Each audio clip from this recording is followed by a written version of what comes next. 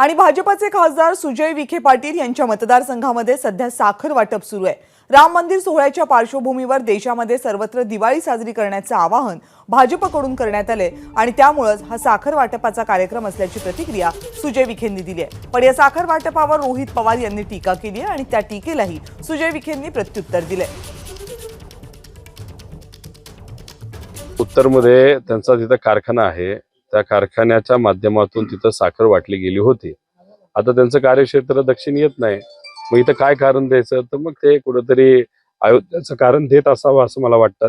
आता हे लोकांना कळत नाही असं त्यांना वाटत असेल, आता तो त्यांचा भ्रम आहे, लोकांना माहिती काय झालं। पण ठीक आहे, साखर येते, लोकांचं जे काय छोटी मोठी किलो अर्धा किलो साखर येते, त्याच्यामुळे थोडीफार मदत तिथं असणाऱ्या लोकांना झाली। विकास नाही झाला असला तरी साखर नक्कीच मिळाली, त्यामुळे काय होईल ते लोक निर्णय घेतील। मुद्दा राजकीय नाही, हा आमचा आस्थेचा प्रश्न आहे। हे सगळे ते लोक आहेत ज्यांची लोकांची रामावर श्रद्धा नाही। प्रभू श्रीराम हे आमच्यासाठी तितकेच महत्त्वाचे आहेत। त्यामुळे आम्ही ही मोहीम हाती घेऊन, कर्डिले साहेब असतील, मी असेल आणि अनेक आमचे पदाधिकारी, आम्ही ही मोहीम पुढे घेऊन जात आहोत।